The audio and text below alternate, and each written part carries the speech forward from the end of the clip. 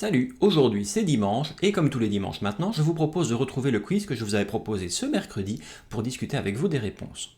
Bravo à ceux et celles qui ont répondu la bonne chaîne de caractères en premier, vos pseudos sont affichés ici en dessous dans la description. Pour rappel, le quiz de mercredi dernier était centré sur le café et la caféine. Le café, c'est la deuxième boisson la plus consommée dans le monde après l'eau bien entendu. Et non, je n'ai pas la place du pastis dans ce classement, je sais pas. Bon allez, quoi qu'il en soit, c'est parti pour la correction. Première question. Combien de calories contient une tasse de café noir?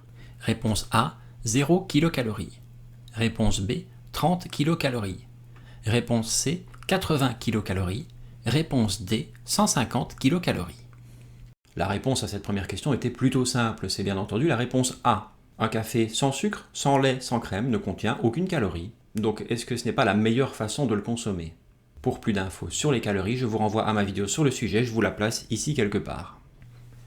Deuxième question. Combien de temps met la caféine pour effectuer son action une fois le café bu? Réponse A, 10 minutes. Réponse B, 20 minutes. Réponse C, 30 minutes. Réponse D, 40 minutes. C'est 30 minutes.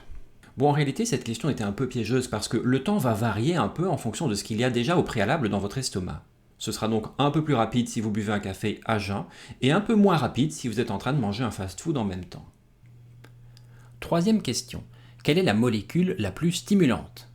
Réponse A, la caféine. Réponse B, la théine. Réponse C, la guaranine. Ou réponse D, les trois molécules. C'est la réponse D. Oui, c'est souvent la réponse D.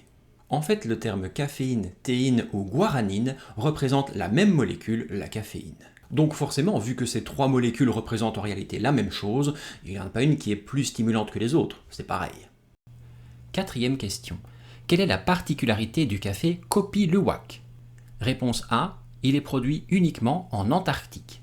Réponse B, il fermente dans les intestins d'un petit animal et on le récolte dans les déjections de ces animaux. Réponse C, il est plus piquant que le plus piquant des piments.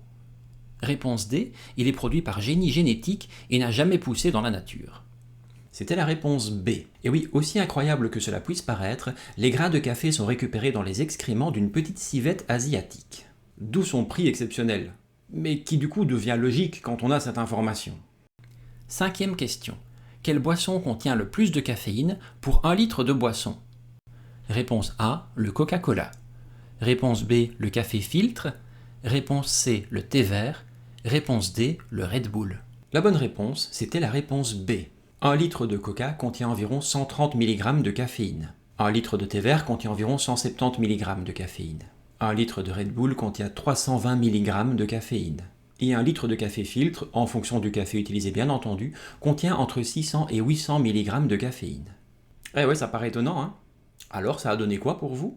La bonne chaîne de caractères, c'était donc A, C, D, B, B. Bravo à ceux et celles qui ont donné la bonne réponse dans les commentaires en premier bien entendu, et sinon merci à tous et à toutes pour votre participation. Allez, vous pourrez retenter votre chance mercredi prochain dans le prochain quiz, je vous y attends, n'hésitez pas.